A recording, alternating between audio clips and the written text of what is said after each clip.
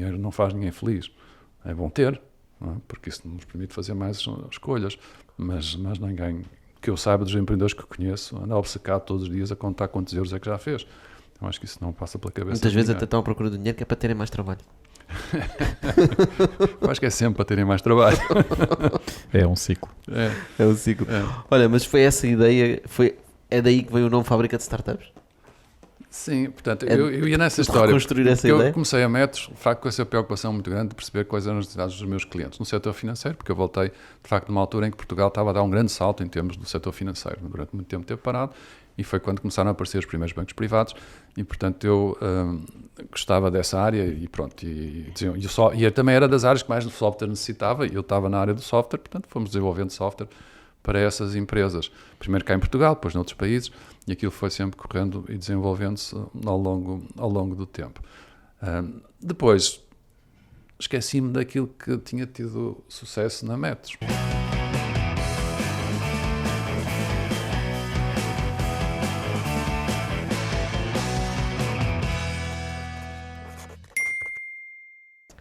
Bem-vindos a mais um Bitoque, o podcast de negócios à portuguesa. O meu nome é Tocha, comigo tenho José Serra. Boas, pessoal. José, quem é o nosso convidado de hoje? Hoje temos um convidado cuja relação com o empreendedorismo começa aos 15 anos, idade em que criou o seu primeiro negócio. Desde aí que se manteve sempre ligado aos negócios e às empresas. Hoje conhecemos-lo como founder and CEO da Fábrica de Startups. Temos connosco o António Lucena de Faria, com quem vamos partilhar ideias sobre aquilo que o apaixona há muitos anos, o empreendedorismo, o nosso ecossistema e os seus programas de aceleração. Bem-vindo, António. Muito obrigado, tenho muito gosto de estar aqui hoje com vocês. Muito obrigado, António. Obrigado pelo convite. Eu já estava ali a falar que tu és empreendedor desde os 15 anos. Conta-nos lá que aventura foi essa que tu aos 15 anos te puseste a montar aí um pequeno negócio? Eu sou do Norte, não sei se já repararam, se calhar ainda não, mas eu nasci perto do Porto, vivi a minha infância no Porto e aos 15 anos descobri que podia ir ali à Baixa do Porto e encomendar num vidraceiro uns vidros, não é? Com umas determinadas dimensões e depois podia pegar naquilo tudo e com um bocado de silicone juntar as peças. Como também estava perto do mar, podia ir lá abaixo à foz, apanhar areia, depois fervia a areia, juntava areia com os vidros, um bocado de água, uns peixes e umas plantas e descobri que podia vender aquilo por um preço que era muito superior àquilo que me tinha custado os vidros. Claro que na altura não sabia muito bem ainda adicionar o custo do meu trabalho. Mas foi uma sensação muito importante, com 15 anos de idade, ter a noção concreta de que nós temos a capacidade de criar valor, não é? E que as pessoas são capazes depois de ver nesse valor algo que desperta a atenção e que inclusive depois dá um retorno em termos financeiros. Eu acho que a maior parte dos empreendedores não olha para o dinheiro como um fim, mas o facto de o termos dá-nos muita liberdade, dá-nos muito maior capacidade de decisão. E quando eu tinha 15 anos fiquei com essa ideia de que agora eu era independente, não é? Os meus pais foram sempre pessoas extraordinárias, sempre deram imenso apoio, mas a verdade é que saber que nós não necessitamos necessariamente deles e que podemos nós próprios se ingrar pelo mundo fora, totalmente independentes, é uma sensação única, uma coisa que ainda hoje me acompanha e sempre que eu tenho algumas mais dificuldades e algumas, como eu diria, ansiedades, se quisermos, em relação a algumas das coisas em que me envolvo, lembro-me sempre disso e isso dá-me imensa energia, imensa vontade de continuar. Portanto, essa capacidade que os empreendedores, na verdade, é isso que é um negócio, não é? O negócio é criar valor na cadeia, isso. Não é? E portanto é engraçado porque nesse negócio, acho que com 15 anos, um jovem olhar e dizer assim, ok, eu agarrei em vidros, agarrei em areia, juntei isto tudo e de repente está aqui uma coisa diferente. E alguém está disposto a pagar mais por uma coisa que eu simplesmente fui juntar peças. Isso mesmo. Mas é isso que são os negócios. Isso é que é um negócio, claro. E respondeu a uma necessidade concreta de um conjunto de pessoas. No início eram algumas pessoas que eu conhecia bem, que era a minha família, mas depois passou a ser os amigos dos meus familiares e depois até chegaram a ser algumas pessoas que eu não conhecia. E portanto eu estava a satisfazer uma necessidade, naquele caso era das pessoas terem alguma coisa na sua sala de estar com que se entretivessem e essa necessidade de facto deu um negócio, não é? E é isso que nós temos que procurar, é descobrir pessoas que tenham uma necessidade, satisfazer essa necessidade de forma que elas sintam que vale a pena pagar por isso. E tu achas que foi essa experiência que depois, mais à frente, quando tiveste que decidir que caminho levar com a tua carreira, que te optaste por um caminho mais económico, mais da economia, Eu, na verdade, nunca fiz muitas opções além desta de ser empreendedor. Aquilo que eu sempre gostei de fazer foi criar coisas, mesmo antes de criar negócios. E portanto, toda a minha vida eu vim fazer economia para Lisboa, para a Católica. Na altura não havia Universidade Católica em Lisboa. E vim para aqui com os meus 17 anos e fiz a universidade porque era um curso que era conhecido e que era um desafio, na mas verdade, porquê que para mim. escolheste economia nesse caso? Era mais difícil para mim. Era um desafio mesmo? Era um desafio, foi um desafio. Bom, eu confesso que também era interessante o facto de sair do Porto e com 17 anos vir para Lisboa. Tive uma vida muito interessante cá. Mas é interessante tu teres feito economia, mas sempre ficaste ligado à tecnologia. É verdade, é verdade. Aliás, começaste ainda nos anos No 80 espectro, em sim. inteligência artificial, não é? A inteligência artificial já foi quando estive nos Estados Unidos, mas quando eu vim para Lisboa, estávamos no início da microinformática, não é? Estávamos na altura do ZX, do Spectrum, mais tarde, do X11, do Spectrum, e eu gostava imenso daquilo, achava aquilo mesmo extraordinário. E na Católica, nessa altura, nós aprendíamos programação em Fortran. Ainda me lembro muito bem como é que era uma espécie de uma máquina de telex, não é? Portanto, nós fazíamos o código numas folhas de papel e depois levávamos essas folhas e sentávamos uma espécie de uma máquina de datilografar e introduzíamos aquilo tudo e depois do outro lado saía um rolo de papel, assim, uma coisa curta, pequena, cheia de furos. Depois nós pegávamos nesse rolo e íamos a uma outra máquina, que era essa que era o computador, não é? Porque o sistema de input era mesmo o papel perfurado. E aquilo depois fazia umas contas e só produzia um output em papel, não é? Umas folhas de papel. Mesmo assim eu achava aquilo fascinante, achei aquilo extraordinário. Depois, passado alguns anos, apareceu o Apple II, ainda aqui em Portugal. E depois, quando eu fui para os Estados Unidos, foi quando apareceu, por um lado, o Macintosh e mais tarde o IBM PC. E eu estive no início dessas coisas todas. Quando fui fazer o meu MBA nos Estados Unidos, fui também com uma pretensão muito grande de desenvolver um MBA com uma especialização em sistemas de informação. Portanto, o meu MBA tem uma concentração em Management Information Systems. Mas estamos a falar dos anos 80, do século passado, não é? Do século passado. E em que tu já estavas a lidar com inteligência artificial. Sim, porque quando eu fiz o meu MBA, logo a seguir, acabei numa sexta-feira, na segunda-feira estava a trabalhar na Arthur Andersen Management Information Consulting Division, que ainda era um escritório pequeno, hoje em dia chama-se Accenture, depois de muitas reviravoltas. Exatamente. E nessa altura, o partner da Accenture, o Bill Van Lieshout, gostava muito de mim e deu-me essa oportunidade de eu ir para St. Charles, em Chicago, e aprender uma coisa que eles também achavam que tinha imenso potencial, que era Expert Systems, não é? Desenvolver sistemas de inteligência artificial, baseado nesse conceito do sistema pericial. E eu isso gostei imenso, confesso que foi uma coisa absolutamente extraordinária. Esta ideia de podermos colocar dentro de um software os nossos conhecimentos, as nossas regras, não é? E depois poder deixar a máquina tomar essas decisões, eu achei aquilo extraordinário e achava também que ia ter um futuro extraordinário, mas demorou 30 e tal anos, até que finalmente nós começamos a ver a inteligência artificial um pouco por todo lado, não é? Demorou um bocado de tempo. Hoje em dia é fácil perceber porquê, não é? Até por aquilo que eu estava há pouco a referir, não é? Os computadores naquela altura tinham muito pouca capacidade, os meus primeiros computadores eram 16K, não é? Nem sabemos muito bem o que é que se quer dizer, e esse até já era muito sofisticado. E, portanto, como havia pouca capacidade de processamento e também pouca memória, é natural que um sistema pericial nunca tivesse capacidade de fazer grandes coisas. Mas as coisas evoluíram dramaticamente pela lei de Moore e hoje em dia temos um mundo completamente diferente. Não é? Por acaso é curioso, a visão que nós temos sempre do futuro é muito mais próximo do que aquilo que é, não é? É verdade. Porque essa é a altura em que havia 2001 Odisseia do Espaço, não é? Pois é. E onde é que tu já vai 2001 e Odisseia do Espaço e não apareceu nem no horizonte. Mas outras coisas apareceram, não é? Nós também somos do tempo do Star Trek, não é? E agora já conseguimos... Já não conseguimos fazer um beam me up, Scotty, mas isso ainda não acontece, mas conseguimos falar para aquela coisa aqui, não é? Só não usamos aqui, usamos no bolso, mas... É verdade. Não é? Já é extraordinário. Sim, mas é engraçado como algumas coisas são previstas e outras estão completamente fora. É. Eu lembro-me de ver há pouco tempo uma previsão em 2000 e qualquer coisa, que era para apagar fogos, que eram bombeiros com asas.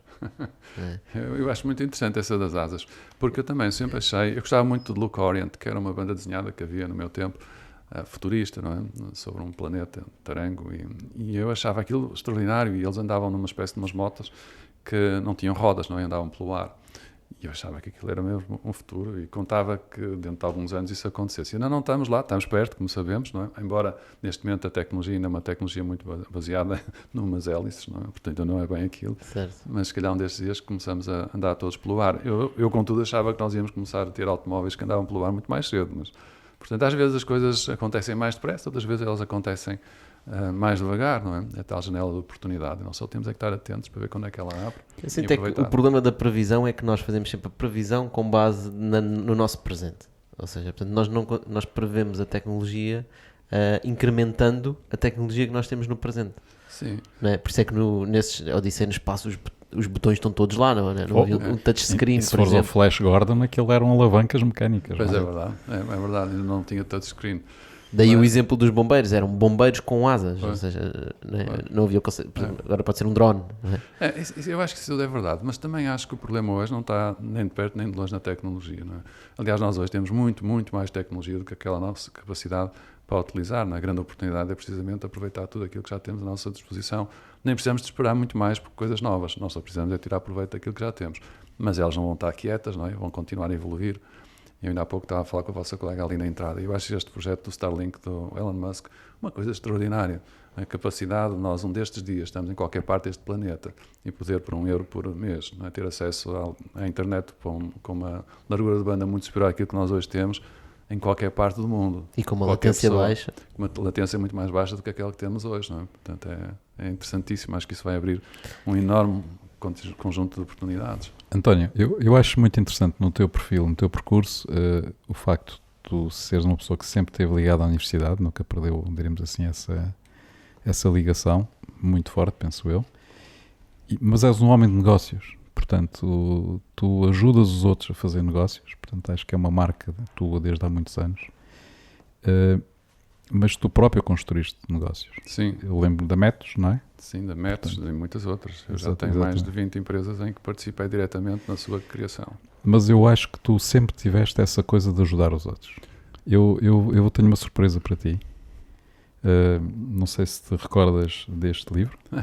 Michael Gerber. Então eu não me lembro muito bem, eu conheço muito bem Michael Gerber. E ainda, felizmente ele ainda está vivo, está com 90 e tal anos, é verdade, mas continua. Ele é uma pessoa extraordinária. Estamos a falar do mito do E empresário. o Mito do Empresário, ou The E-Myth. É um livro, para mim, marcou muito. Foi-me dado pela minha mulher em 1987, quase no início do nascimento da Métodos, foi exatamente nessa altura. E houve duas razões porque eu chamei a minha primeira empresa Métodos. Uma foi porque... Mas vou-te contar um segredo. Força, força. Fui eu que publiquei este livro. Ah, fantástico. Já não te lembravas disso? Já não me lembrava, peço Mas desculpa. foi uma pequena editora, na altura, Sim, foi. com quem fizeste um acordo para publicar o Sim. livro. Sim, foi. Tivemos um almoço ali Que giro. em Belém, Estás a ver? hã? Extraordinário. com a tua esposa também, e na altura concordámos em lançar este livro. Fantástico, fantástico. E esse é um dos livros, eu acho, na minha vida, há 2 livros que eu recomendo a todas as pessoas. Há muitos outros, claro, que são todos muito interessantes e muito úteis, mas esses 2 que eu acho que são revolucionários, são verdadeiramente, fazem a diferença. O primeiro é esse, o Mito do Empreendedor, ou The E-Myth. Essa é a versão até do E-Myth Revisited, há uma versão anterior a essa que o Michael também, na altura, me ofereceu, cujo, aliás, o conteúdo é exatamente igual, mas a única coisa que muda é a primeira história que o livro aborda. Mas esse livro é um livro fundamental também. Esse é um livro que aborda um tema que eu acho crítico, ainda que hoje é verdade. Não é? Ele diz lá no livro, logo no princípio, que a verdade é que muitas empresas funcionam muito mal, não é? E que a pergunta é o que é que nós podemos fazer para que elas funcionem melhor. E explica como é que isso se faz. Não é? E nós seguimos muito à letra aquilo tudo que lá diz. Não é? Nós tivemos um cuidado muito grande de ter uma visão bem definida, uma missão também clara, um conjunto de valores, e definimos todo um sistema, um conjunto de processos, que ainda hoje, em todas as empresas por onde eu passo, é seguramente uma das nossas principais preocupações. Não é só ficar com uma noção da estratégia de onde é que nós queremos chegar, mas também como é que lá havemos de chegar, não é? Da parte das operações, não é? E assegurar que há um grau de orquestração, como o Michael chama, muito elevado. O Michael tem uma frase que eu acho brilhante, que é: o nosso papel, há 2 ou 3, mas essa eu lembrei-me agora, que o nosso papel no fundo é, quando nós estamos à procura de colaboradores, seria ótimo se conseguíssemos sempre arranjar os melhores de todos, não é? Extraordinários, mas isso não é possível, e portanto nós temos que construir uma empresa para que essa empresa, com pessoas normais, ele chama-lhe ordinary people, mas na tradução para português é pessoas normais, que essas pessoas sejam capazes de produzir resultados extraordinários. E isso é o nosso trabalho, não é? Criar condições para que pessoas normais consigam produzir resultados extraordinários. E está nesse livro muito bem descrito. Claro que o segundo livro, que eu também acho absolutamente crítico, qualquer pessoa que esteja na área de negócio tem que ler, para mim tem que ler mesmo, tem que ler esse, e tem que ler o livro do Alex Osterwalder, do Business Model Generation, ou a criação do modelo de negócio. Para mim são os 2 livros mais importantes de todas as coisas que eu já tive a oportunidade de ver, e acreditem, eu adoro livros, gosto imenso. Acho que uma das coisas extraordinárias da nossa vida é que, felizmente, o nosso cérebro, ao contrário de outras partes do nosso corpo, enquanto que nós o utilizarmos, continua forte, e a não ser que haja uma doença ou um problema qualquer.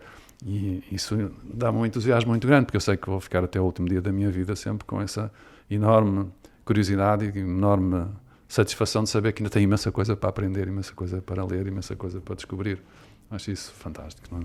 Fantástico. Eu já agora, sobre este livro, há um tema que é sempre muito corrente e acho que é muito importante, que é os bons profissionais, portanto as pessoas que são excelentes profissionais na sua área e que decidem abrir empresas, não é? Sim, é por isso é que se chama o mito do empresário. Exatamente. Que, aliás, devia ter sido, hoje em dia eu teria traduzido isso como o mito do empreendedor. Não é? Certo. A terminologia mudou. A terminologia mudou. Claro. Mas porque é que é o mito? O mito, o Michael diz, e acho que eu vi isso com a minha própria experiência, e eu assim comecei também, na Metros, mas muitas outras pessoas que eu conheci, ele diz é que não há verdadeiramente empresários, quer dizer, as pessoas não nascem empresários, não há essas pessoas. O que existem são pessoas que são técnicos, muitas vezes, que têm conhecimento sobre uma determinada área e que conhecem bem como fazer determinadas coisas, e esses técnicos um dia têm o que eles chamam uma entrepreneurial seizure, uma vontade, um VoIP para, de repente, quererem ser empreendedores e terem o seu próprio negócio, não é? Só que também acontece que essas pessoas sozinhas estão muito mal preparadas para o ser. E ficam escravos, não é? Porquê? Porque não têm as competências todas que são necessárias, não é? Porque estão muito a apostar na questão do produto, não é? Muito na parte da tecnologia, na parte das operações, que é aquilo que eles dominam, e têm, por exemplo, imensa dificuldade na área comercial, não é? E nós sabemos isso, que muitos destes negócios, alguns deles com enorme potencial, pois não vingam por uma razão muito simples, não conseguem sequer chegar perto dos clientes e mostrar aos clientes a proposta de valor. É claro que antes disso ainda há outra coisa mais importante, depois mais tarde, se quiserem, podemos falar sobre isso, mas a proposta de valor tem que ser mesmo uma proposta de valor, ou seja, os clientes têm que valorizar aquilo que nós queremos colocar no mercado. Esse não será um dos maiores problemas? Às vezes sinto que é capaz de ser um dos maiores problemas quando se cria esta envolvente toda à volta das empresas e das startups. Bom, nós podemos pegar isto de muitas maneiras. Número 1, vocês quando fizeram a introdução referiram que eu realmente estou comprometido com o tema do empreendedorismo. Eu acho que o nosso país, e não é só o nosso país, eu digo que pode-se generalizar a todos os outros, necessita de mais empreendedores e de melhores empreendedores. Porque os empreendedores são quem cria as empresas, e as empresas são quem cria o emprego e quem cria a riqueza e também quem paga os impostos, por sinal, direto ou indiretamente. Se não houver empresas, nada disto funciona, não é? E, portanto, nós precisamos muito de empresas, precisamos muito de empreendedores. Agora, a questão é, porque é que temos tão poucos? Porque, para todos os efeitos, nós temos poucos, não é? Nós temos 10 milhões de pessoas aqui no nosso país, mas todos os anos... Tens um termo de comparação, em termos de número de empresas? Todos os anos, em Portugal existe à volta de 1 milhão de empresas, mas, na verdade, de acordo com o Pordata, apenas à volta de 300 mil é que estão ativas, não é? São 300 mil. Mas é muito pouco em relação aos 10 milhões de pessoas, porque eu acredito que todas as pessoas têm que ter pelo menos a oportunidade de ser empreendedor. Também é uma coisa que para mim mais me preocupa, por isso é que eu não acredito nada nos unicórnios, no sentido que não me preocupa nada os unicórnios, não me diz nada. O que me diz sim é que todos nós deveríamos ter a oportunidade de pelo menos experimentar ser empreendedor. Eu não estou a dizer que todos têm que ser empreendedores. Nós sabemos que há muitas pessoas que não querem não ser empreendedoras, ou por umas razões quaisquer, não vão ser empreendedores. Mas deveriam ter essa oportunidade, e a grande maioria dos seres humanos não tem. Aliás, essa é uma frase muito conhecida do Mohamed Yunus, que eu acho extraordinária, que ele diz: todos os seres humanos nascem empreendedores, mas só uma parte muito pequena de nós é que tem a oportunidade de ser empreendedor. E eu acho que isso é um drama enorme e que nós precisamos de combater. Portanto, a questão é como é que nós temos mais empreendedores? Essa é que é a primeira Eu vi pergunta. no artigo que tu publicaste que identificavas como o grande problema é o medo, o risco. É o medo. Começa tudo entre este este lado da cabeça. Até escolhes 3 pontos, não é? 3. Sim, 4 na verdade.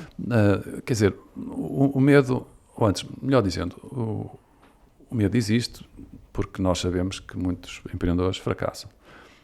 Portanto, nós temos que trabalhar primeiro isso, que é dimensionar esse medo. Eu acho que o medo está muito exagerado. Então, em primeiro lugar, acho que o medo está muito exagerado.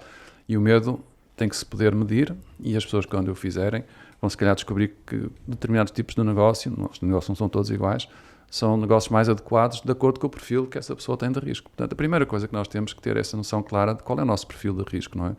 O que, ultimamente, no caso da literatura americana, tem sido chamado affordable loss, não é? Eu acho esse conceito muito forte. Acho que, aliás, é a primeira coisa que nós temos que explicar às pessoas, é que elas, quando pretendem ser empreendedores, a primeira coisa que têm que pensar é o que é que elas estão dispostas a perder. Não é? Qual é a sua perda acessível? Affordable loss, não se traduz assim muito bem, mas é isso, é um custo que nós estamos dispostos a suportar. E esse custo tem que ser medido em 4 coisas. Tem que ser medido, por um lado, no dinheiro que nós estamos dispostos a colocar nesse projeto até descobrir se ele tem ou não tem sucesso. E se não tiver sucesso, saber que aquilo é o dinheiro que vamos perder, e temos que ficar confortáveis com isso. É o tempo que vamos colocar, não é? E o tempo não tem que ser necessariamente full time, então tem que ser horas.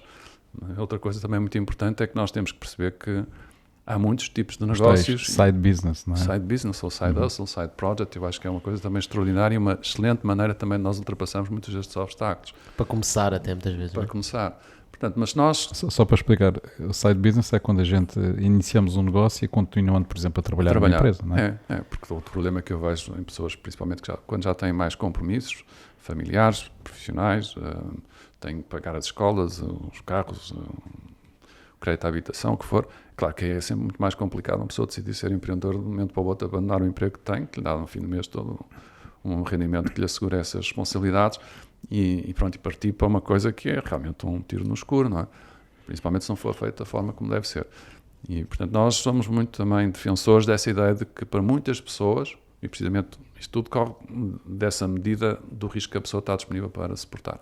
Mas se esse risco for baixo, se o affordable loss dessa pessoa for relativamente baixo, eu não disse as 3 dimensões, as 4 dimensões, mas lá chegarei, mas se esse risco for relativamente baixo, há contudo um conjunto imenso de negócios que se podem fazer na mesma, não é?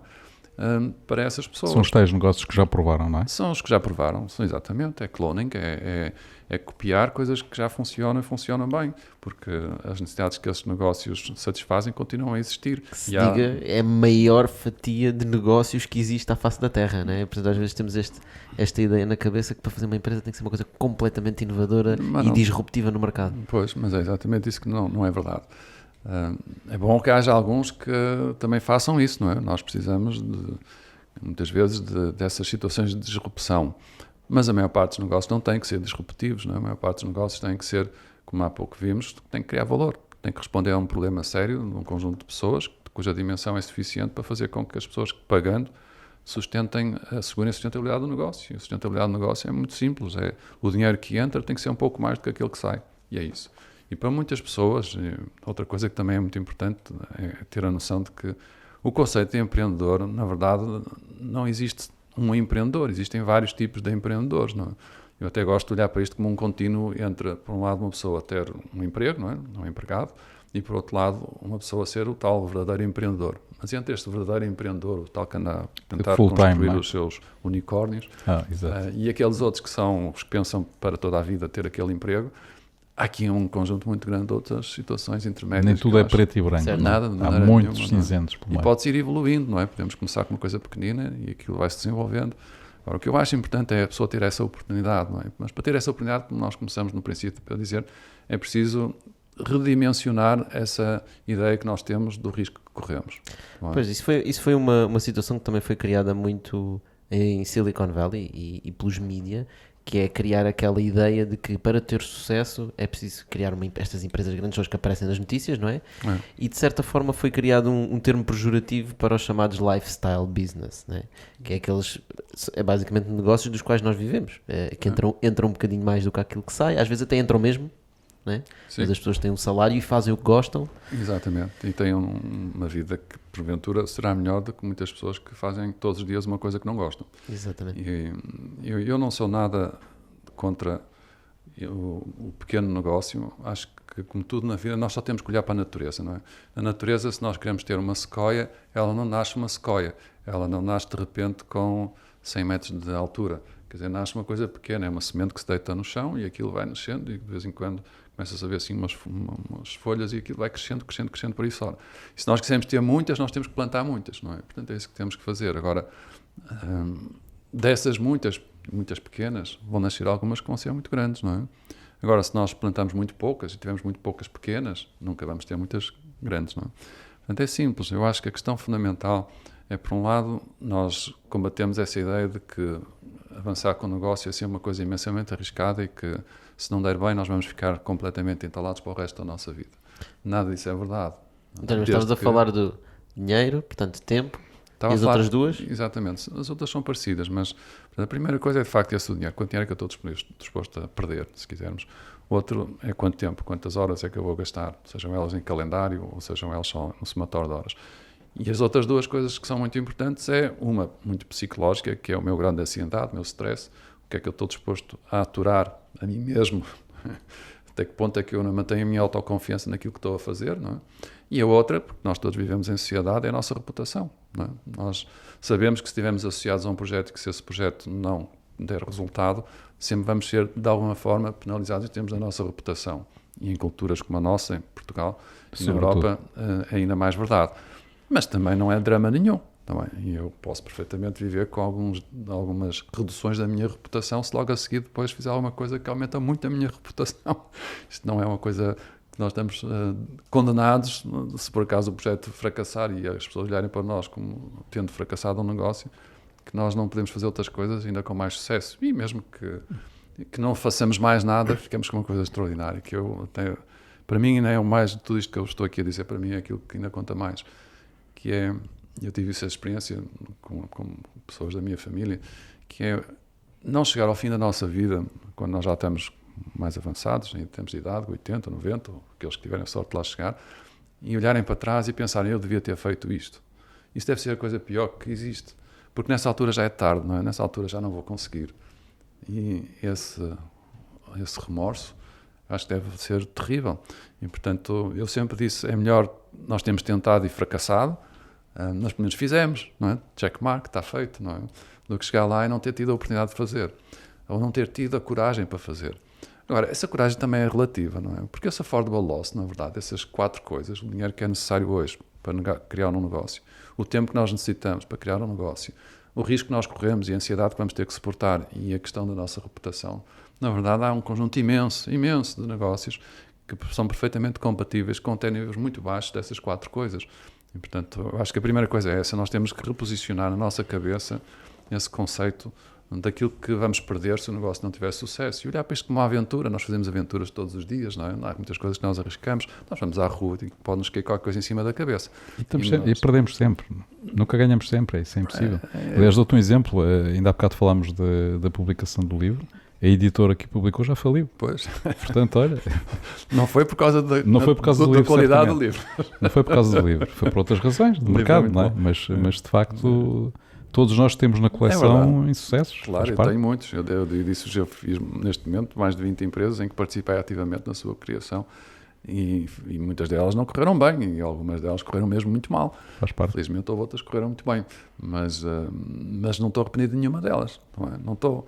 E eu até vos digo mais, é muito interessante porque eu comecei a minha vida na Métodos com uma ideia muito simples, que é, primeiro vou ouvir os meus clientes, perceber as suas necessidades. Era sobretudo para a área financeira, não é? Sim, nós vinhamos muito, quer dizer, nós éramos 2 sócios no início e focamos muito na área financeira porque em 1980, eu voltei dos Estados Unidos no final de 1986. Eu, na verdade, disse-vos há pouco uma coisa que não é verdade. Eu disse-vos que nunca tinha trabalhado para ninguém, mas eu trabalhei para a Arthur Andersen Information Consulting Division nos Estados Unidos. Mas como não era um emprego, no sentido que eu estive constantemente em St. Charles a aprender, para mim aquilo não era um emprego. Era bom que no fim do mês recebia um dinheirinho qualquer, que ainda deu para comprar um Macintosh. E depois, quando nós voltamos para Portugal, trouxemos esse Macintosh e foi com a venda desse Macintosh que nós financiamos o nosso primeiro projeto. Mas a minha experiência como empregado realmente é muito pequena e muito atípica. Não é? Muito atípica. E, portanto, toda a minha vida foi feita aqui em Portugal a criar empresas. A primeira que eu criei... Mas tu achas que quando chegares aos 90 anos vais pensar, não fui empregado, que chatice? Não. Ok. Não, nunca me passou pela cabeça. Nunca me passou e posso-vos dizer, ao medida que começou, já estou com muitos anos de trabalho profissional, já fiz muitas coisas e há sempre, de vez em quando, algumas pessoas que batem à porta a perguntar se eu queria fazer isto ou aquilo ou aquilo outro. Mas nunca tive eu acho que nem sequer se posso chamar uma tentação, porque nunca me passou pela cabeça deixar de ser aquilo que eu sou. Eu realizo-me todos os dias. Não vou dizer que é tudo extraordinário. Há dias como empreendedor, como vocês também sabem bem, que são dias difíceis, muito complicados. Certo. Isto é um pouco como andar numa montanha russa, não é? Mas é o processo. Mas é o processo. Sim, falam muito das montanhas russas, mas a verdade é que nós pagamos para entrar no parque de diversões, não é? Depois pagamos. Para andar para cima É e o para nosso baixo. affordable loss, não é? E a verdade é que eu acho que a importância de estares a fazer uma coisa que realmente te faça sentir bem, porque quantas horas da nossa vida é que nós dedicamos à atividade de fazer o dinheiro que nós precisamos para viver uma vida que é o quê? Pois. Né? Parte dessa vida é o trabalho que nós estamos a fazer, não é? E portanto a importância Uma de estarmos grande parte dessa vida. Então não é. um terço? Nós, como seres humanos, não fomos feitos para ficar, acho que antes chamava-se a sombra da bananeira, isso não sei bem o que é que se quer dizer. Nós não temos bananeiras cá em Portugal, portanto não sei. Mas significava, penso eu, que as pessoas, que o desejo era não fazer nada. Eu acho que isso não existe, também. Esse desejo não existe no ser humano. Nós não fomos feitos para não fazer nada, nós fomos feitos para produzir coisas. Nós fomos feitos para deixar qualquer coisa, deixar os nossos pés na areia, não é? Quer dizer, deixar alguma marca. Na verdade, estamos a trocar tempo por isso, não é? Estamos a trocar tempo por isso, estamos. Não é? Nós temos tempo, temos X tempo. Sim, é a nossa moeda de troca. E de facto não é dinheiro, é tempo. Não, é tempo que é o mais raro de tudo, não é? Porque o tempo, nós temos X minutos todos os dias, não é? E quando chega ao fim do dia, ou os gastamos, ou eles não vão estar no banco para nós podermos utilizar amanhã. Desapareceram. E portanto é mesmo muito bom que nós todos os dias, quando acordamos de manhã, tenhamos uma noção concreta daquilo que estamos a fazer e que tínhamos escolhido fazer aquilo que mais gostamos de fazer, sabendo que, em algumas alturas, gostaríamos de ter, até de estar noutra circunstância, porque as coisas de vez em quando correm muito mal. Mas eu acho que essa sensação, pelo menos, tem que ser experimentada também. Eu volto a insistir, eu aceito perfeitamente e sei, aliás, que a sociedade não pode viver só com empreendedores. Mas eu acho que o déficit é muito grande em relação àquilo que nós necessitávamos. Acho que em Portugal, em particular, nós estamos constantemente a divergir da Europa. Cada vez somos um país mais pobre, em comparação, e isso eu acho que também tem muito a ver com uma fraquíssima qualidade dos nossos gestores e também uma pouca quantidade de empresas que eu acho que têm capacidade para poder também ser sustentáveis do ponto de vista financeiro. Vivem de ajudas, muitas, e isso é um problema muito complicado para nós resolvermos. Mas como é que se resolve? Eu acho que a solução até é relativamente simples. Nós trabalhamos todos para que haja mais empreendedores, e desses alguns vão ficar pelo caminho, mas como a sua affordable loss foi bem medida, não vai haver nenhum drama, até se calhar experimentam novamente. Outros vão se desenvolver, e alguns ficam só naquele nível do lifestyle. Qual é o problema? Se eu tiver capacidade de gerar a minha receita e poder decidir o que é que vou fazer todos os dias e viver bem com isso, eu não conheço nenhum empreendedor, francamente, haverá com certeza alguns, mas eu não conheço nenhum que esteja nisso pelo dinheiro. O dinheiro dá-nos liberdade, o dinheiro que nos dá a capacidade de opção. O dinheiro não faz ninguém feliz. É bom ter, não é? Porque isso nos permite fazer mais escolhas, mas ninguém, que eu saiba dos empreendedores que conheço, anda obcecado todos os dias a contar quantos euros é que já fez. Eu acho que isso não passa pela cabeça. Muitas vezes até estão à procura do dinheiro que é para terem mais trabalho. Eu acho que é sempre para terem mais trabalho. É um ciclo. É um ciclo. Olha, mas foi essa ideia, é daí que veio o nome Fábrica de Startups? Sim, portanto, eu ia nessa história. Reconstruir essa ideia? Eu comecei a Metros, de facto, com essa preocupação muito grande de perceber quais eram as necessidades dos meus clientes no setor financeiro, porque eu voltei, de facto, numa altura em que Portugal estava a dar um grande salto em termos do setor financeiro. Durante muito tempo teve parado, e foi quando começaram a aparecer os primeiros bancos privados, e, portanto, eu gostava dessa área, e pronto, e também era das áreas que mais de software necessitava, e eu estava na área do software, portanto, fomos desenvolvendo software para essas empresas. Primeiro cá em Portugal, depois noutros países, e aquilo foi sempre correndo e desenvolvendo-se ao longo do tempo. Depois, esqueci-me daquilo que tinha tido sucesso na Metros. Não é? O sucesso da Metros é esse, não é? Ouvir os clientes, perceber as suas necessidades, refletir sobre essas necessidades, aparecer lá com uma proposta, com a nossa credibilidade e com a forma como estamos a explicar como é que vamos resolver o problema, ganhar o projeto, o cliente paga-nos 30% à cabeça ou 40%, quanto aquilo era na altura, e isso financiava o projeto. E, portanto, a Metros foi uma empresa autofinanciada, como todos os projetos de sucesso meus são autofinanciados. O problema é, muitas vezes, quando nós depois deixamos de fazer duas coisas. Uma é, em vez de prestar atenção aos clientes, que são quem nos tem que pagar, não é? Portanto, faturar e receber o dinheiro do cliente. E a outra é nem sequer perceber as suas necessidades, que uma está relacionada com a outra, como é óbvio, não é? E, portanto, a mim também me aconteceu isso. Eu, depois de um êxito de uma empresa em que também estive envolvido, gostei muito desse negócio, foi um negócio que correu lindamente, pequeno investimento, 3 pessoas com total complementaridade de skills, e em poucos anos aquilo desenvolveu-se. Eu vendi a minha parte aos meus outros sócios, por um dinheiro muito significativo e resolvi pôr num outro projeto que chamou-se Action Flow na altura e estava entusiasmadíssimo com a ideia de pegar naquele know-how todo que eu tinha da métodos e aplicá-lo às pequenas e médias empresas. Estava a trabalhar com grandes empresas, né? Em particular do setor financeiro, mas achava que as pequenas também tinham benefício nessa ideia de Business Process Management, de gestão de processos, não é? Do workflow, que aliás também vem muito do livro do Michael Gerber. E desenvolvi toda uma solução, tinha uma equipa grande, excelentes técnicos em cima da cloud. Na altura estávamos a falar no ano 2010, portanto estávamos ainda muito no princípio da cloud, não é? E nós fizemos essa coisa toda e fomos apresentá-la a Silicon Valley, fomos convidados para apresentar lá aos investidores em Silicon Valley. Eles acharam aquilo tudo muito interessante. Tiveram muitas pessoas que se inscreveram durante o período de trial, não é? Aqueles 30 dias. Ao fim dos 30 dias só ficou um cliente a pagar, que era do Egito, pagava-me $29 por mês e só ficou também 3 meses. E, portanto, foi uma lição muito interessante, porque o que eu percebi foi que tinha esquecido daquele princípio que tinha dado sucesso nos outros projetos, que é, vai ouvir o cliente, percebe quais são as suas necessidades, mostra-lhe aquilo que tu queres fazer e ele é que te vai dizer se vai ou não vai querer comprar. E o tal problema do valor, não é? É o problema de não validar o valor, não é? É o problema de nós assumirmos que aquilo tem valor, mas depois para o outro lado... Tem valor na nossa cabeça. Só tem na nossa cabeça. E para o nosso cliente não tem. E quando não tem, ele não paga. E aqui foi o que aconteceu. Foi o custo de aquisição de um cliente, porque eu só tive um no fim, o do Egito, mais caro que eu alguma vez vi. Mas daí, esse foi um projeto que me marcou muito. Não foi o meu único fracasso, houve outros projetos que não correram bem, mas também, como vos disse, já houve outros que correram muito bem. Mas resolvi que o projeto Action Flow foi realmente aquilo que me levou a criar a fábrica de startups, porque eu tinha feito um percurso de criar muitas empresas e fui simplesmente olhar para elas e pensar quais as que correram bem, quais as que correram mal. E a diferença estava aí. A diferença estava que aquelas que correram bem foi aquelas que eu fui ouvir os meus clientes, em que eu fui mostrar aos meus clientes aquilo que era capaz de fazer, em que eles me disseram sim ou não, e quando me disseram sim, fechava o negócio e eu avançava. E não ao contrário, não é? E foi também nessa altura que eu descobri o Steve Blank em Stanford, não é? Com aquele conceito de Customer Development, que depois deu origem ao Lean Startup. E também foi na mesma altura, por total coincidência, que eu conheci o Alex Osterwalder, embora o Alex estivesse em Geneve, na Suíça, e o Steve estivesse em Stanford. Mas eles dois tinham ideias que, afinal, juntas, são imensamente poderosas, não é? E isso é que faz a diferença hoje, que é a nossa capacidade de perceber que o negócio, na verdade, tem que ser validado antes de ser lançado no mercado. Não é? E a fábrica de startup nasceu com essa ideia muito forte, porque nós dizemos sempre 2 palavras na nossa missão que são as mais críticas. Uma é... Explica só um bocadinho, António, o que é a fábrica de startups? Para quem não Então, conhece. a missão da fábrica de startups é ajudar as pessoas a serem empreendedores de sucesso. Tá bem? São 2 palavras importantes, empreendedor de sucesso. Ou seja, nós não estamos aqui para promover empreendedorismo a torto e a direito, estamos aqui para ajudar as pessoas a avançar com um projeto que tenha boa probabilidade de sucesso. Como é que um projeto pode ter boa probabilidade de sucesso? Fazendo validação, quer dizer, qualquer negócio são sempre 3 coisas no início, não é? Há de ser sempre um segmento de mercado, um conjunto de pessoas, individuais ou organizadas em empresas, business to business ou business to consumer.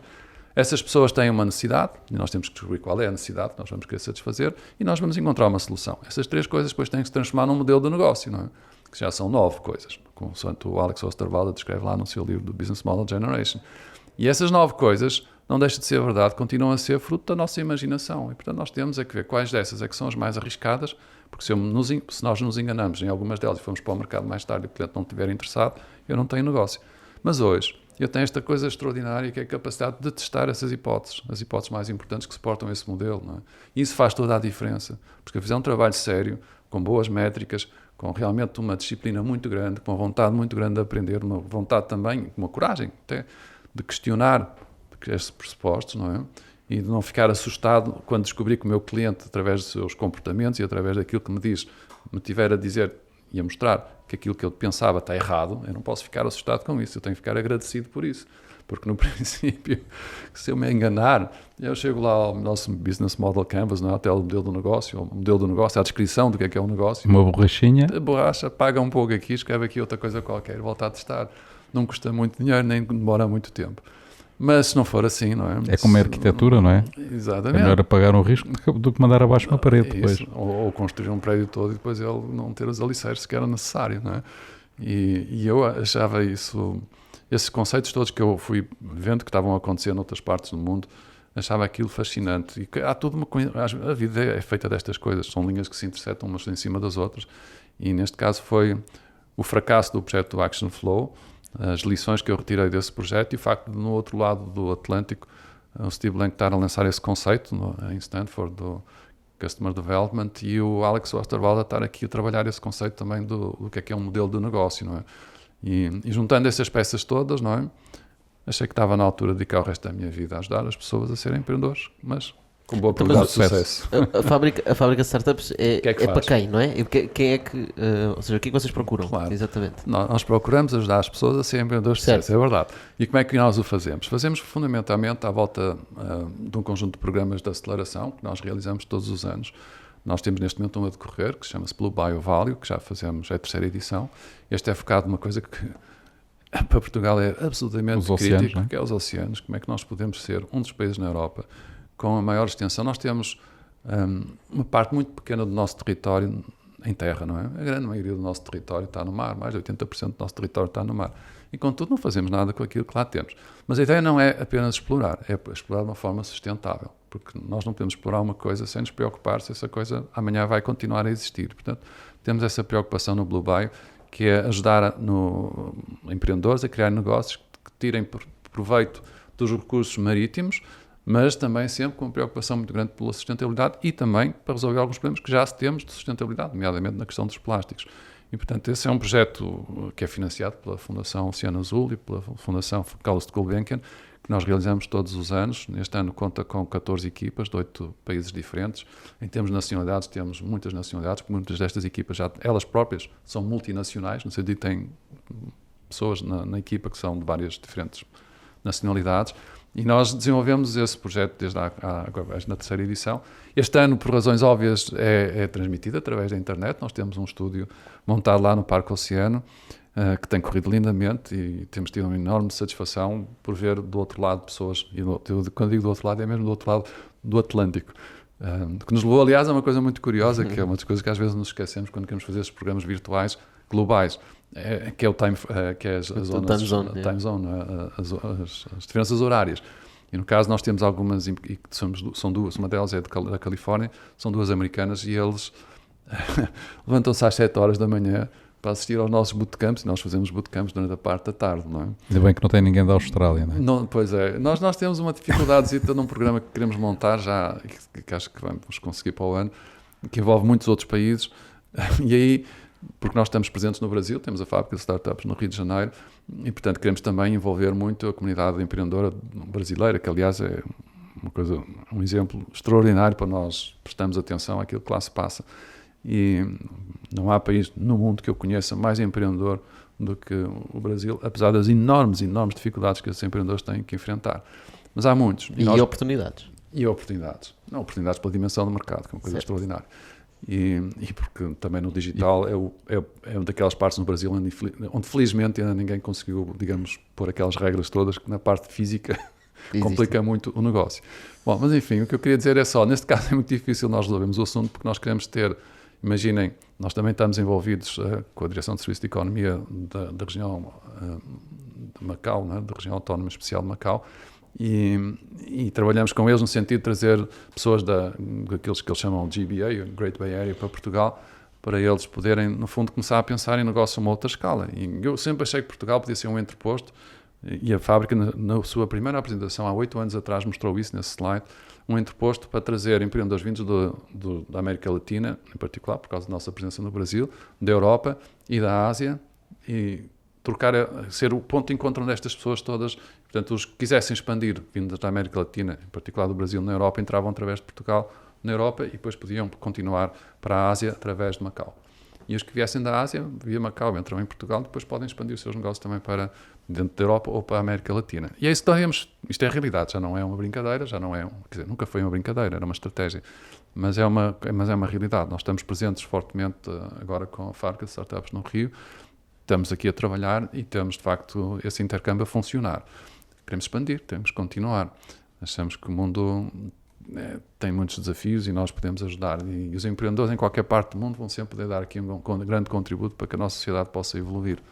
Portanto, António, mas quando não estamos em tempo de pandemia, como é que isso funciona? Pois. As pessoas candidatam, são determinadas na verdade, uma aceleração? Como é que é? Sim, Explica o aí, processo é o pessoal. mesmo, não é? Portanto, qualquer programa, isto é um programa dos vários que nós fazemos, não é? Depois gostava só de vos dar uma outra nota Estás a falar do Ocean, do Bio... do Blue Bio Value. Blue Bio Value. Blue, que eu sou do Porto, às vezes troco os Bs pelos Vs, mas é Blue Bio Value. É isso, este é um dos mais difíceis para Blue mim. Bio Value.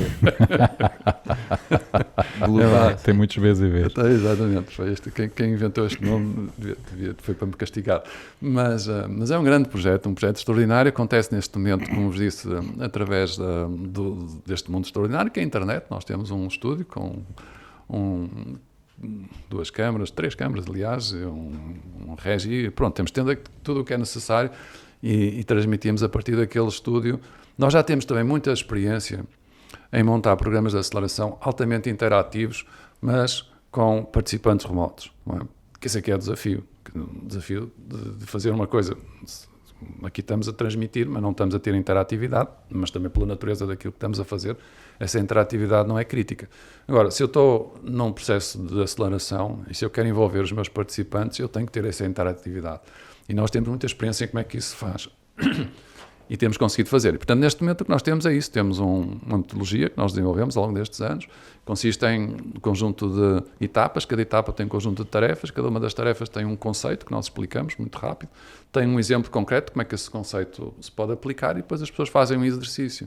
Depois nós descobrimos que havia aqui uma maneira de assegurar que todos estavam a seguir, a avançar ao mesmo ritmo, que é muito simples, não é? Quando nós temos várias equipas, nós não queremos que uns façam o trabalho e que outros não façam. Queremos que todos façam, que é para todos aprenderem ao mesmo tempo, não é? Então a solução é muito simples. A solução é, dá-se o exercício, mas não se diz quem é que vai ser chamado a explicar o resultado do exercício para todos os outros, não é? E isto funciona lindamente, porque ninguém quer ficar mal na fotografia. Tem que estar todos prontos. Isto começou assim, porque um dos projetos, que aliás foi o primeiro projeto da fábrica de startups, foi a Energia de Portugal, que nós fizemos Com a EDP. com a EDP, com o Expresso e com a Caixa Geral de Depósitos e com a SAS, na sua primeira edição. Que foi um projeto que eu achei extraordinário, ainda hoje é uma das coisas que mais me orgulho de ter feito, com toda a franqueza. Achei aquilo, no momento em que foi feito, em 2012, uma época muito complicada para o nosso país, não é que agora estejamos muito diferentes, mas naquela altura, 2012, de facto, todos passávamos por muitas dificuldades, e nós avançamos com aquele projeto, conseguimos trazer, na altura trabalhámos com 200 pessoas, que vinham todos os sábados, de toda a parte do país, e estavam connosco lá no hall da sede da empresa, do Expresso, ali em Oeiras, a trabalhar connosco desde manhãzinha cedo até à noite, não é? E havia pessoas que vinham das ilhas, não era só virem de Faro, ou virem de Bragança, ou virem de Viseu. Organizavam até umas caminhonetas. Aquilo foi realmente uma experiência extraordinária, ter aquelas 50 equipas, portanto 4 pessoas por equipa, trabalhar intensamente ali naquele espaço durante 8 semanas seguidas. Nós só tínhamos essas sessões aos sábados, depois eles iam trabalhar durante a semana e na semana seguinte iam partilhar o resultado daquilo que fizeram. Mas aí nós também tivemos que fazer isso. Tínhamos um palco, tínhamos as 50 equipas ouviam um conceito, viam um exemplo, a seguir tinham um exercício para fazer, Trabalhava. e depois todas tinham um número e nós dizíamos agora a equipa 23 vem ao palco explicar o que é que fez. E vos garanto que aquilo, curiosamente, as pessoas não ficaram nada aborrecidas, pelo contrário, motivaram-se imenso e produziu-se ali Há quase um gamification aí, não é? Nós descobrimos que isso é pressão social, não é? Claro. Ninguém gosta de ficar em frente aos outros e dizer, olha, não fiz ou não percebo. Até pode dizer que não percebo, não tem problema nenhum, nós estamos ali para explicar. Agora, sou preguiçoso e encostei-me à bananeira. Fiquei debaixo, exatamente, fiquei à sombra da bananeira. Portanto, vocês na Fábrica Star têm vários. Vocês têm agora um que acaba a 31 de outubro, se não me engano, exatamente. Dia Sim. 31 de outubro acabam as inscrições, Sim, que chama-se Starting. sim. Nós temos 2 coisas importantes que ainda vão acontecer este ano. Pelo menos 2 muito importantes para nós. Uma é essa, que é um projeto diferente, porque é um projeto totalmente virtual. Eu não me vou envolver muito diretamente.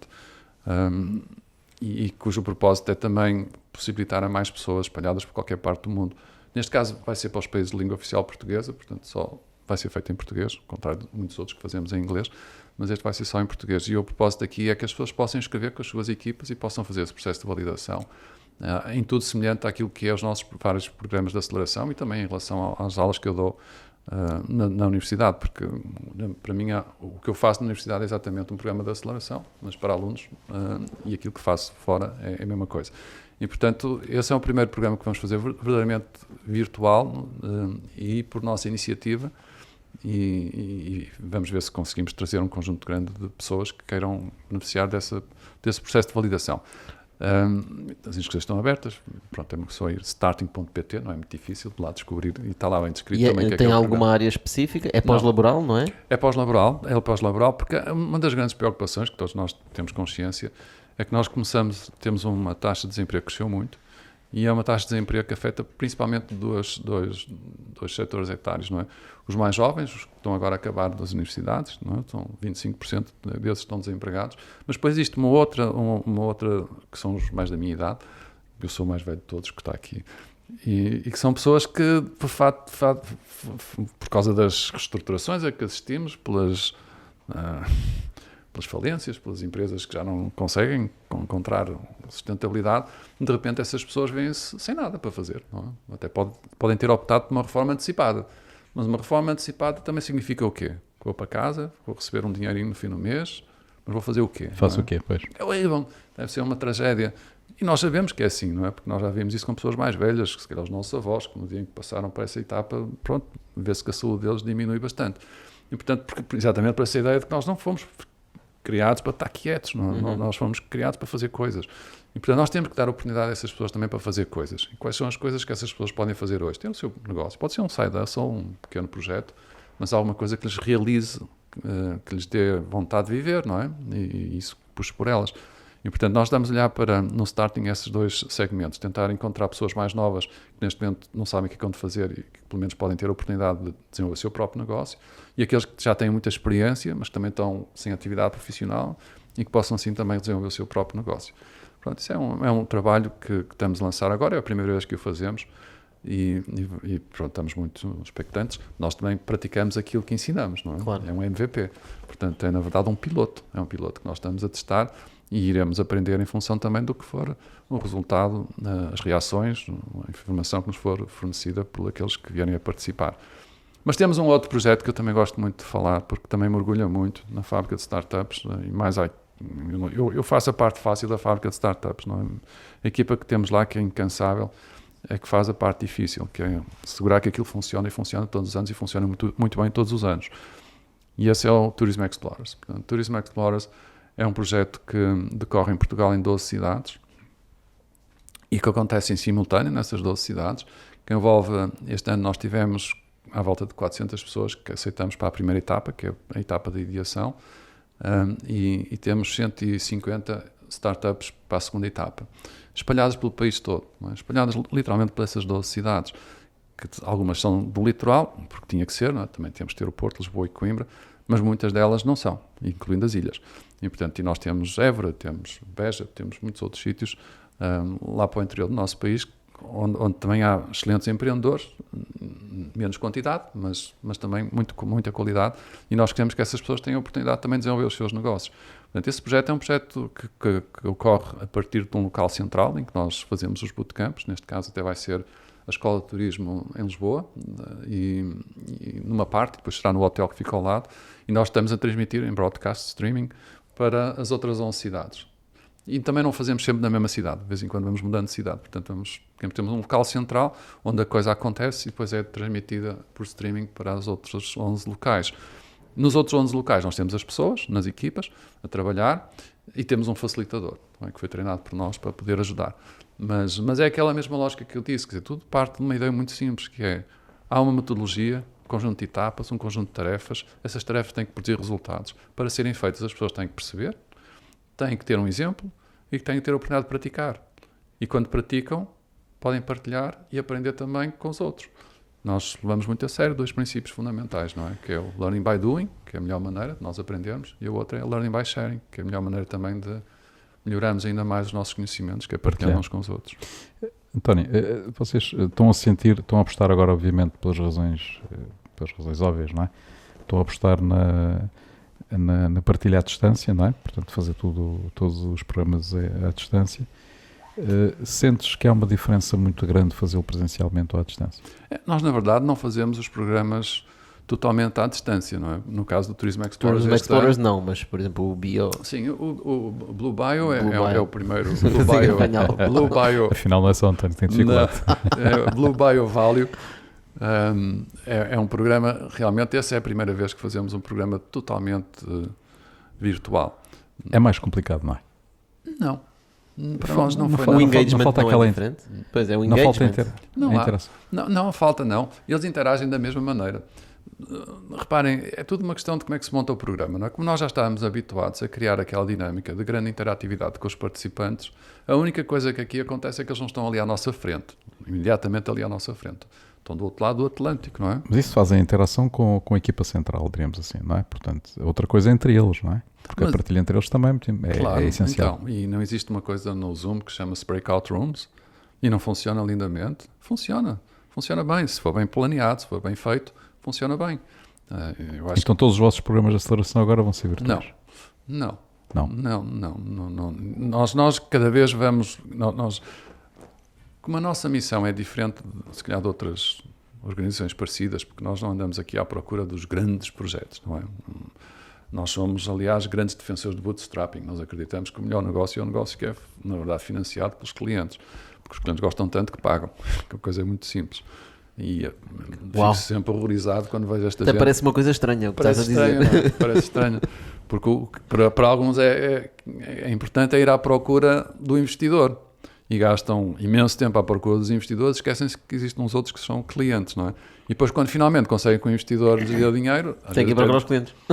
E aí já, se calhar, não sabem como é que vão fazer. Ainda hoje estive com um investidor, não vou dizer, mas é muito conhecido em Portugal, e que dizia, estávamos a comentar, ele dizia precisamente isso, de vez em quando aparece-me aqui cada projeto. E digo, o que é que estás aqui a fazer, pá? O meu dinheiro é caro, pá. Tu não precisas de dinheiro. Pois, mas esse é o melhor negócio quando não precisa do dinheiro dos investidores. Todos os negócios precisam de dinheiro, mas não é o dos investidores. Os negócios só são sustentáveis se forem feitos com o dinheiro dos clientes. É claro, nós sabemos que em business to consumer, não é? Quando é necessário grandes investimentos em termos de marketing, muitas vezes tem que se ir buscar dinheiro aos investidores. Mas pronto, cada um faz aquilo que quer. No nosso caso, não foi aí que nós queremos colocar a nossa atenção. Então tu ensinas a montar negócios que não seja necessário investimento de investidor. Sim.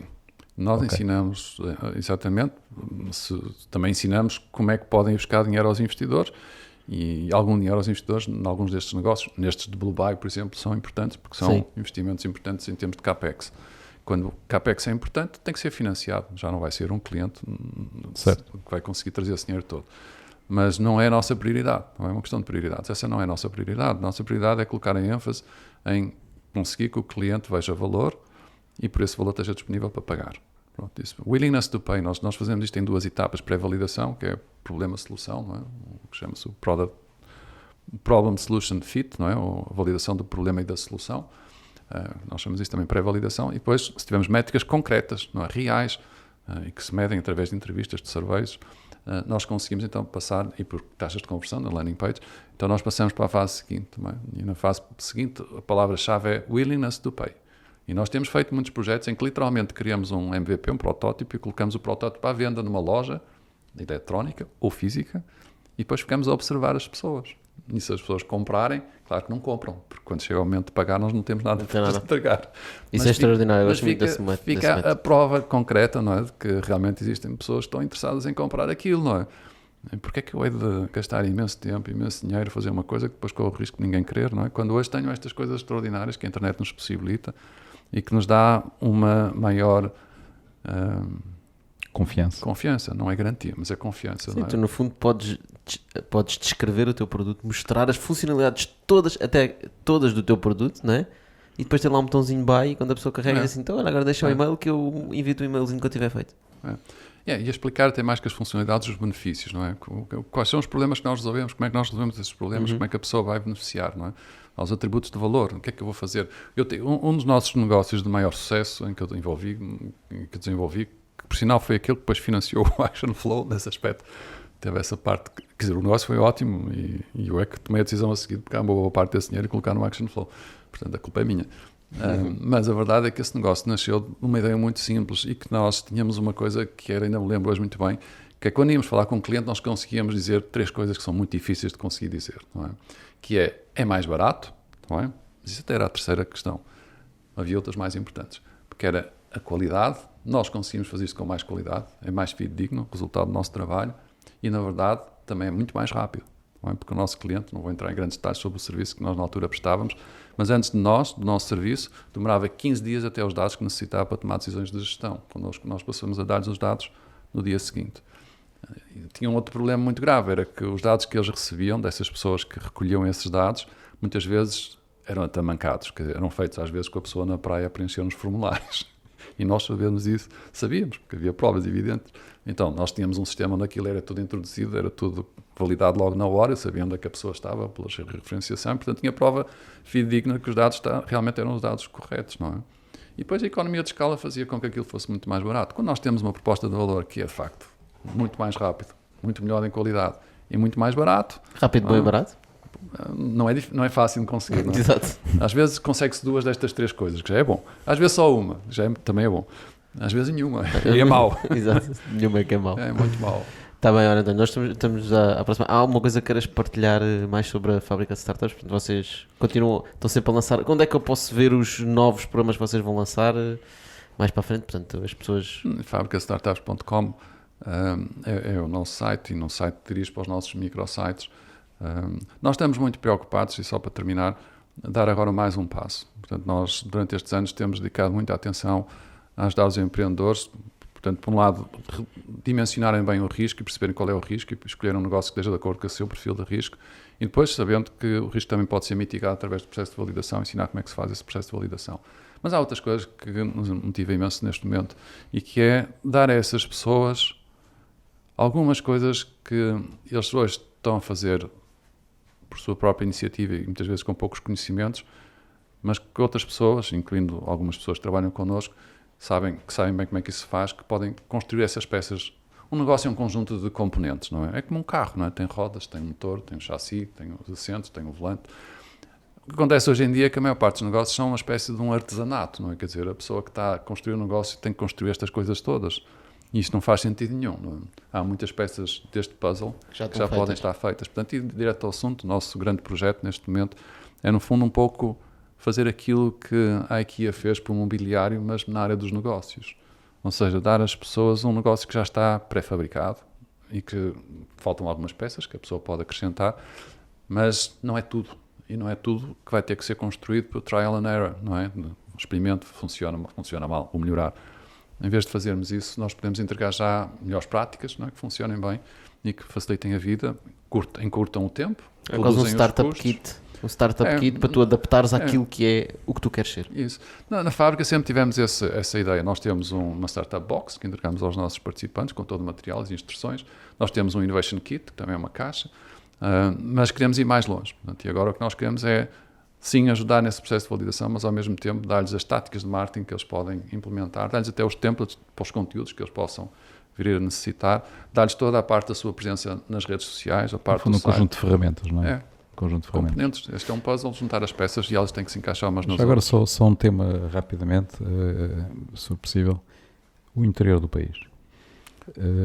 O interior do país vai... um pequenino tema para a gente acabar, não é? Um pequenino tema, mas muito predileto. Pois, mas eu não quero chocar ninguém, mas esta situação que nós temos vivido é uma situação dramática, não há dúvida nenhuma, mas vai ter um impacto muito grande, positivo, no que diz respeito ao interior do país. Não é? Concordo, e eu 100%. fico imensamente entusiasmado com o que vem aí a seguir. A verdade é esta, nós temos a sorte, no nosso país, temos até um país extraordinário, com uma história absolutamente... Histórias, não é? Muitas histórias, não é? Parem, hoje em dia nós já estamos absolutamente cansados de ouvir sempre as mesmas histórias, não é? Quando ligamos a televisão, quando vamos a ver um filme no cinema, quando lemos um livro, são sempre as histórias de outros países, da Inglaterra, dos Estados Unidos, de qualquer, mas são sempre as mesmas, é uma chatice. E nós vivemos num país que tem, daqui a pouco, 900 anos, e que tem imensas histórias para contar, não é? Imensas histórias interessantíssimas para contar. E tem uma infraestrutura extraordinária em termos de meios de comunicação, mas mais importante, tem uma natureza deslumbrante, não é? Que tem um clima como muito poucos países no mundo têm, não é? Nós temos tudo aquilo para sermos um país de sucesso, não é? Só temos é que nos lembrar que não fica só aqui nesta faixa no litoral, que há muito país para ver quando se vai um pouco mais... E que se calhar mais autêntico. É mais autêntico. E que agora, fruto desta nossa nova realidade que consiste em nós percebemos que finalmente já não estamos no tempo da Revolução Industrial e que nós não temos que entrar num negócio a umas horas para depois que ficamos todo o dia a carregar nos botões de uma máquina, para depois a uma determinada hora saímos, porque logo assim vem o turno a seguir, não é? Já não estamos aí, porque o nosso trabalho já não é esse.